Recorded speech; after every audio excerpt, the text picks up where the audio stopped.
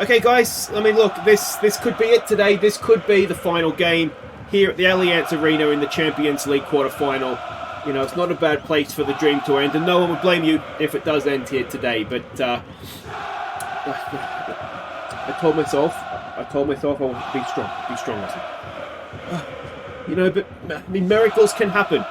Miracles can happen, and I mean, you boys, you've been brilliant for me for my 15 seasons at the club, and all I ask is just one more effort today. One more effort, and, you know, just do yourselves proud, do me proud, do the club proud.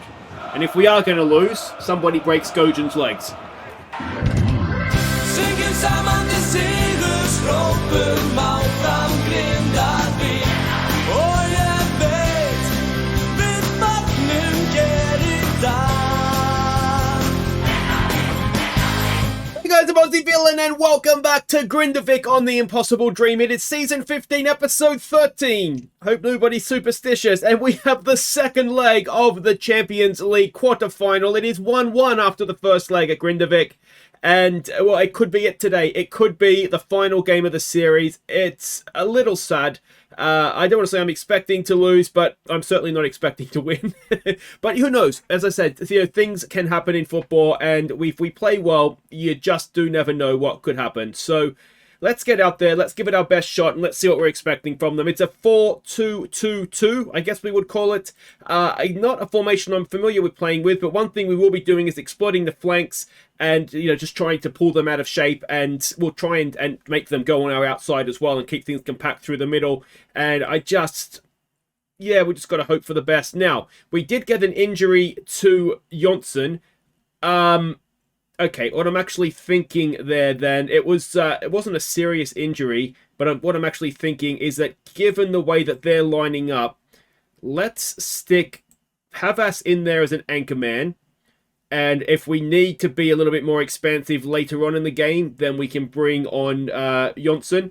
You'll notice I've also gone for Rayul on the bench. Ultimately, I went with if it ain't broke, don't fix it. The one thing I did want to fix here, though, that I've just noticed is... nobody panic. Mortensen is not starting the Champions League quarter-final. So this is it. These are the heroes. It is Puol in goal. It is Rusnak. It is Kone, Plamenos, and Luna as the back four. Pavas, Costa, and Valenzuela in midfield. Milosevic, Sima, and we're going to go with D'Ambrosio as the deep-lying forward. They have a big gap between their back four and their midfield. The plan here is to drop D'Ambrosio into that gap, hopefully use the wide players, bring Costa and Valenzuela into play as well.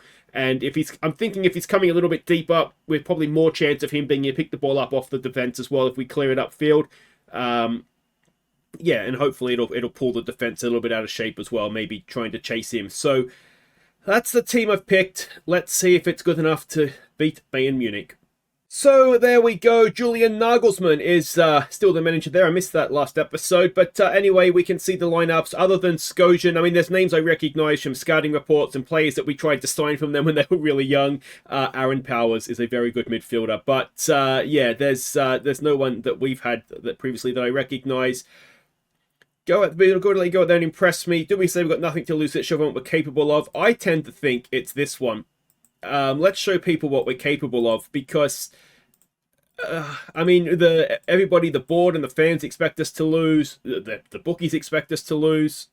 So I mean, I think probably most of us don't expect us to win, but like I say, we can just give it our best. And my main hope here really is I hope that we keep it close, we give them a scare, and that it's not something that gets sort of blown away and it's just like, oh, what a crappy way to end the series. But yeah, we'll see. We'll see. I don't really know what else to say. I just really hope that we don't get blown away here. And it's a shame in a way that weren't playing at home for the second leg, even just so that, you know, we find if it was to be the last game, we were at home for it. But there's worse places for a night out than Munich, isn't there? So here we go. Luna with a throw to Milosevic. And it looks as though we're definitely going to start with possession. We go all the way back to Puol, Kune, forward there. Look wide. Oh, we've gone through the middle though for Costa. Costa draws a big save from the goalkeeper early on.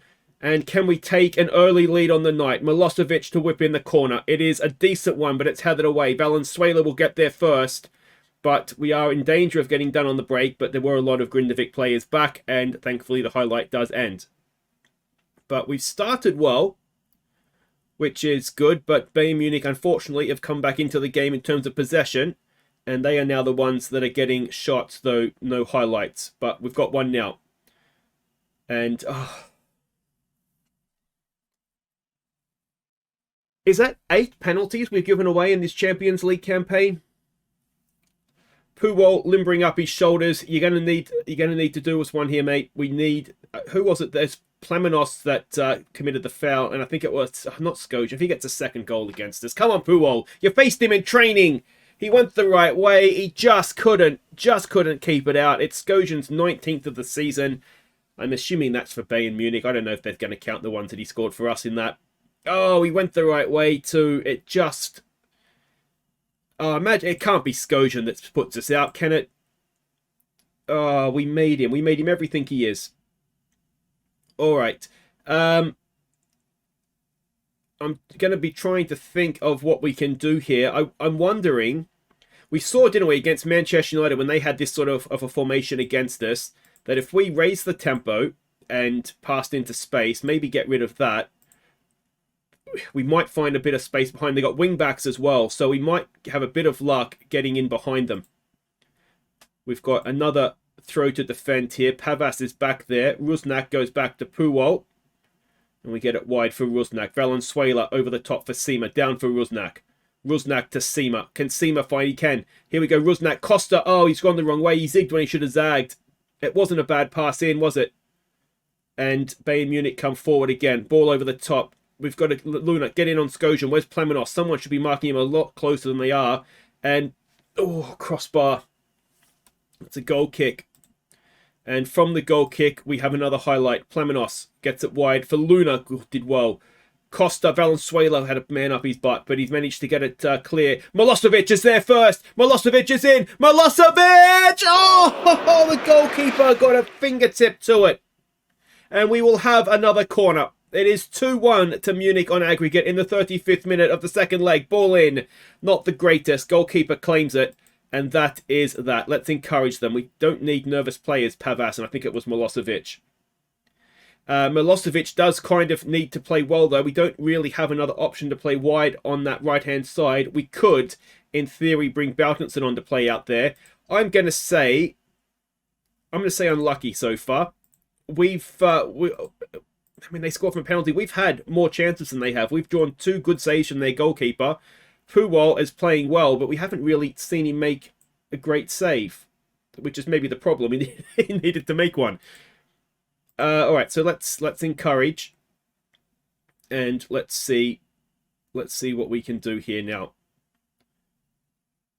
I'm wondering if there's an argument to say go 2 up top, move Sima up there, or even bring Bautenson on. Valenzuela does well to win it back. Rusnak's a long way forward. Not sure I love that, but he gets the cross in. It's stabbed away. And now Rusnak is going to be out of position, and they've got 3 players against our 2 centre-backs. Plamenos does his best to hold up Skojan and comes back at him again. Plamenos in the end there did really well. Sima has the ball. Can we get them on the break now? Look at Milosevic, Sima. He does. Milosevic plays up nicely. It's Costa. Costa, square it. Oh, still there for us. And it's Sima! Oh, no, ref! Off! No. It's going to go to VAR. Surely it's onside. Surely it's onside. Come on. And it's 2-2 on aggregate. 1-1 on the night. It was a wonderful counter-attack. We had to square it there. They got a block in, to be fair to them. Milosevic kept it alive. Sima just drifted off to the back post. And the 2 wide players combine superbly. And he's behind the ball. Oh, it's very close. I think it's actually offside. I think that's a bit of a... it was a Liverpool-Tottenham one, that one, wasn't it? But it doesn't matter. Let's praise him. Let's get excited. It's the hour mark, and we are tied 1-1 with Bayern Munich on the night. Costa's only playing a 6-3. Okay, so Costa, you've done brilliantly for us, mate, but let's get the hero on in Real. And the other one, I wonder, Pavas is doing a decent job, but I wonder if it's time to bring on Jonsson and use him as a deep-lying playmaker. Probably on defense still, actually, because when we could look to get to extra time here. The tie is still very much alive going into the last 10 minutes. And that's all we could really have asked for, isn't it? Whatever happens from here, this team is just absolutely brilliant. Absolutely brilliant. Hopefully, they don't fall in a heap. Jonsson comes on, does well. Unfortunately, they just couldn't keep possession for us. Luna nods it down. But Bayern Munich are coming forward again. They're pinging it around, and it is into the fans. And can we give the boys some encouragement here? Not yet. Luna with a throw. We couldn't, could we? Luna gets the ball into the box. Valenzuela! Oh! Goal kick. Encourage. We have another highlight. We've got our fullbacks unmarked in good positions. We go to Kone. Oh no, don't do that! Not like that! No, no, no, no, no, no! No! Oh, that's not how it ends. Kone, what are you doing? You had look at I'm pointing at the screen, but look at Rusniak.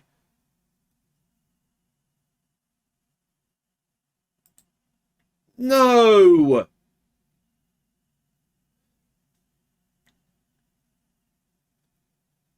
Oh, I can't believe that's how it ends. Oh, no. Oh, I want to rage quit and start again. A penalty and that. And we've lost 3-2 on aggregate. We had our chances too, didn't we? I thought we were the better team, if I'm honest. I really, really do. And that is just... I want to cry. I just want to cry. Oh. Okay, well, that's that. Champions League is done. Sorry, guys. I thought for a wonderful moment at the end there that we were gonna nick that, but not to be. And yeah, that is how it ends on the field. We've got our end of season awards coming up, so we'll do that. We'll praise the boys and yeah, go from there. Ladies and gentlemen, it's the Grindavik End of Season Awards! Thank you everybody, thank you. It's good to be back. Thank you very much. Thank you and welcome to our End of Season Awards, the 15th and probably actually the 13th and final End of Season Awards. It was a season that was, it sums it up, I think. So close, and security, actually, if you can just escort Kune out of the building, and the rest of you boys, you've done brilliantly. Well done. Well done. I don't care where you take him, just send him to Benfica with Stanijevic. The first award this evening is the Golden Pen for this season, signing of the year, and we made some good signings this year, I think, but for 1.5 million, you could argue there were none better than this one. Congratulations, Jose Jimenez. The next award is the Golden Card, awarded to the player with the worst discipline. And, well, we got a few reds after the Golden Card was already awarded for the year. And that game with 9 men. That'll live long in the memory, won't it? But the winner with 1 red and 2 yellows is... No, he's not getting an award. No, I refuse to give a trophy to Skojan. Go away. No, go to hell. The next award is desperately in need of an upgrade. It is the Golden Bullseye for the player who has completed the most passes per 90 minutes. And it's always defender, isn't it? It's always a defender. And this season is no different with 90 passes per 90 minutes. I think that works out at roughly a pass a minute. Congratulations, Bjorn Unnersen. The next award is the Golden Spoon, awarded to the player who feeds the strikers and has the most assists. And this guy is an absolutely integral part of the team these days. Learned a new position as well with 19 assists. Congratulations, Wendell Seema. The next award is the Golden Anchor, awarded to the player we can rely on, the man with the highest average match rating. And this guy is somewhat of a goal machine, and that didn't change this season. Average match rating of 7.77 to boot. Congratulations, Neil Baltenson. The next award comes from the medical department. It is the Golden Cross for this season's most injured player. And this guy, I think he started the season injured, to be honest. Missed 16% of it. Crucially, though, he was available when we needed him most. But congratulations nonetheless. Orestes Plamenos. The next award is the Golden Soother for this season's best young player, the baby of the team, of course. And this guy was part of our Let's Give Money to the League plan that almost bankrupted the club. But he's starting to show that there's a little bit of potential in there. So congratulations, the Golden Soother goes to Michael Meyer. The next award is the Golden Boot, awarded to this season's top goal scorer. And, last year we had players scoring for fun. Every year we have players scoring for fun. And 37 goals this season, roughly half of Krusliak's amazing total. But anyway, congratulations nonetheless. The Golden Boot goes to... Get back up here, Baltinson. The next award is the Horse's Ass for this season's worst player. And, for having a stupid release fee in his contract, he would have won it. That would have been enough. He would have won it anyway. But to score 2 goals to knock us out of the Champions League. Right there, buddy. Right there. Go away, Skojan. And the next award is one that means so much to everybody here at the club. It is the Viewers Player of the Year. I do need to take a minute just to thank everybody who were nominated and then voted for a nominee. And I can tell you the player that you have voted as your Viewers Player of the Year is El Puppeteer Raul. Now, before we announce this season's Player of the Year, we do need to take a minute to acknowledge our Team of the Season. So if you just direct your eyes up to the board, you will see that the goalkeeper is Rafferson. Your back four is Giacchini, Meyer, Ornison, and Jimenez. Your midfield trio is Jonsson, Meyer, and Raul. Your wingers are Seema and Milosevic. And the striker is, of course, Neil Baltinson. Congratulations, guys. You've all had brilliant seasons. Well done. And now it's time for the big one to award the Golden Star for this season's Player of the Year. And there's sometimes you get seasons where a guy just out of nowhere becomes the most important player in the team. I think that happened this season. This guy, since Bakali has left, has just taken a step up to another level, another planet almost. And surely a Spanish national team call-up cannot be that far away, unless he wants to naturalise and become Icelandic. So congratulations, the Player of the Year is a very well-deserving Raul.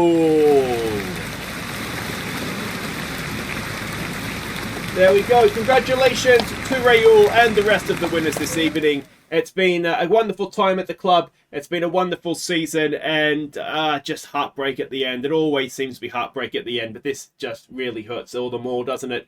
I've had an absolutely cracking time here in Iceland. Loved every second of Grindavik, and I might even be back someday because I just feel a little bit like we've got unfinished business. But that's for another Football Manager series. But I'm not going to be back, I'm sorry. Not for a long, long time. That's just how it works on YouTube. But anyway, thank you everybody for watching. Thank you for you on the auditorium. Thank you for you watching at home. I'd love to say I'd see you again next season at the new Grindavik Stadium, but unfortunately it'll be somebody else. Who it's going to be, well, we'll find out soon. Thank you everybody and good night. Thank you. Good luck. Good luck, Grindavik. I'm going to be very hard to replace.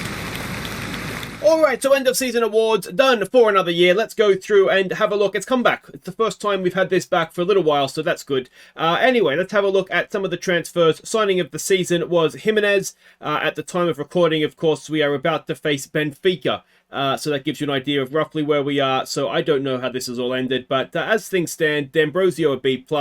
Bermudez haven't really seen him yet, so we hold judgment on that. Andrizovic is a B-.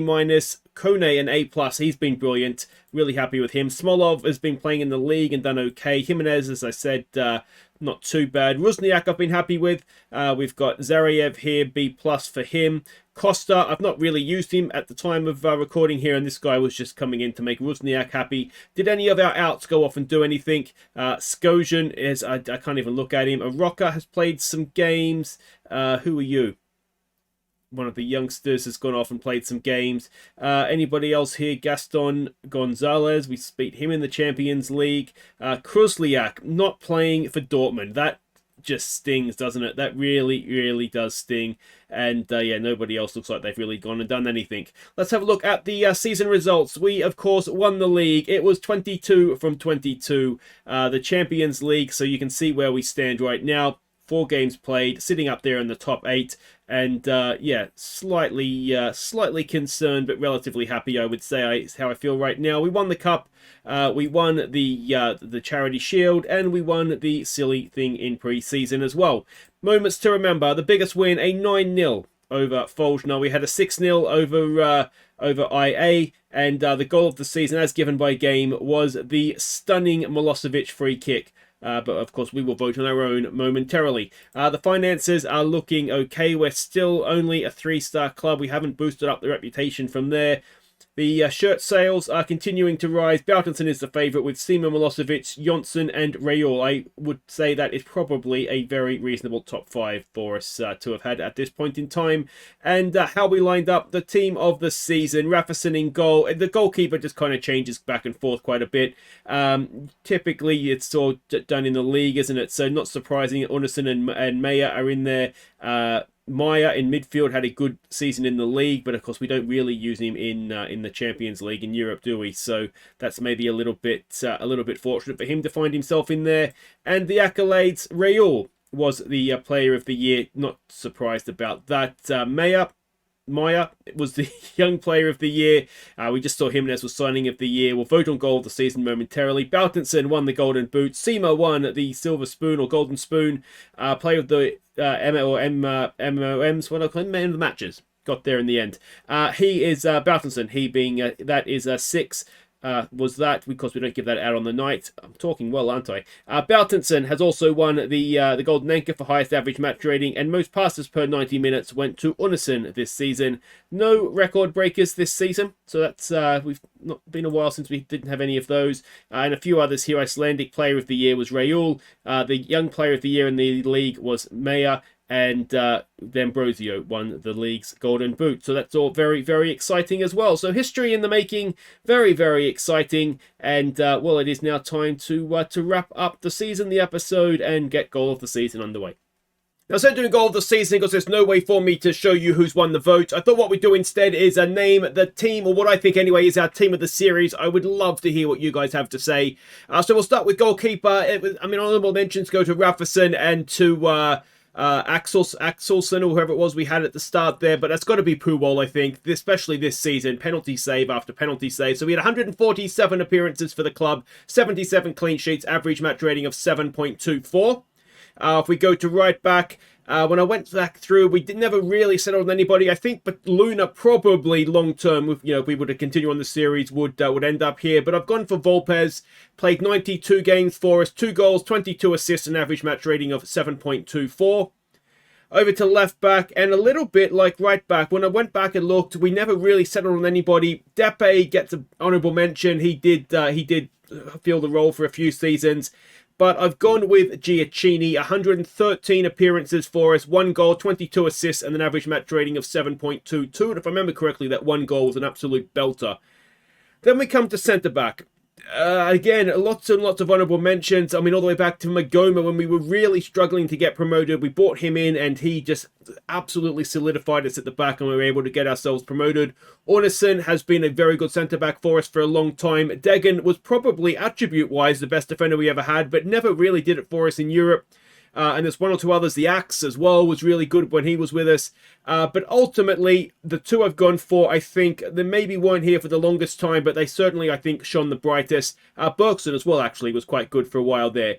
But the first man is Saluk Vadzi. Only 35 appearances for us. 5 goals, 1 assist, an average match rating of 7.45. Remember at the time, we sold him on for over 14 million, which was far and away a record fee at the time. The other man I've gone for is the current captain on field, Plemenos Oritis, I think his first name is. 65 appearances, 10 goals, no assists, and an average match rating of 7.29. I just feel like this season and last season in particular, the last 2 seasons, we've really relied on him at the back, and I think he's done a really, really good job for us.